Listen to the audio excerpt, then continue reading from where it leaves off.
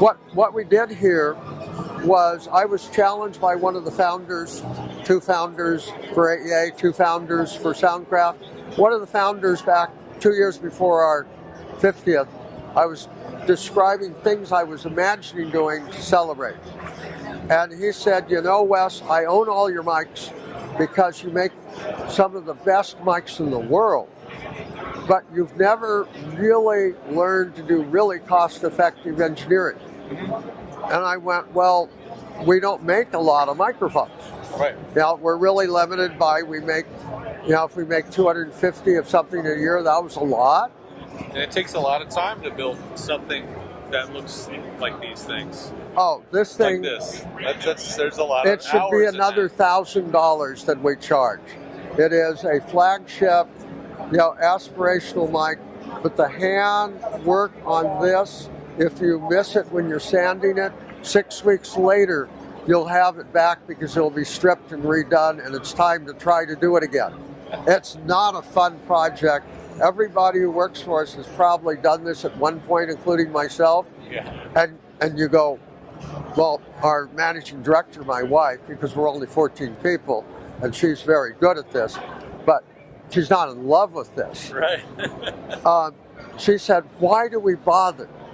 And I said, because the guy who did this design also did the 39 World's Fair Pavilion for RCA, did some wonderful books, about designs in the 20s. You know, amazing heritage.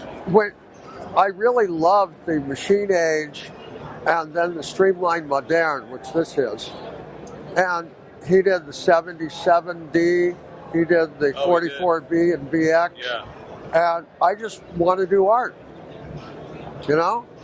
If you have a chance, you try to do art. Exactly. If you just have to make money, well, this is as close as I can get.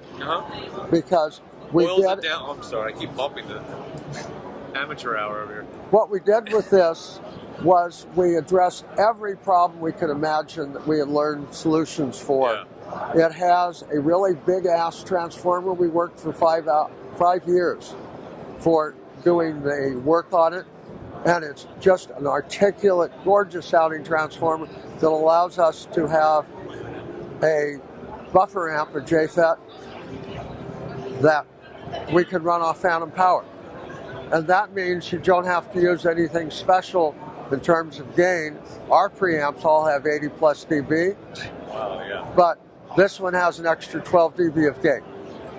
So we first off dealt with that problem, and of course, since it runs off phantom power, you don't worry like with the passive mics that you'll have a bad cable and you'll magnetize the transformer. Of course, you can do that to an SM57 or a U67 as well to have a bad cable.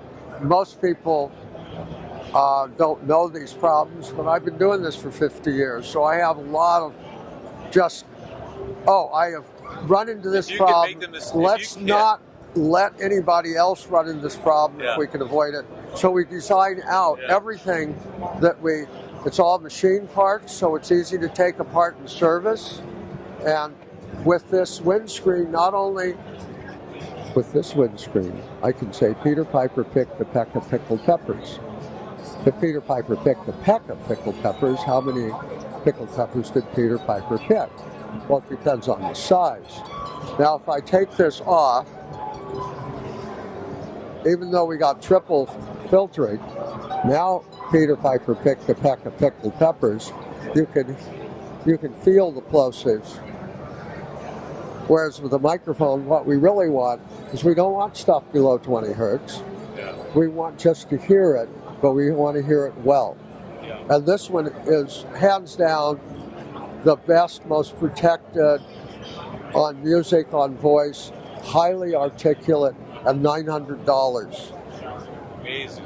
There isn't another mic at that quality level in the world.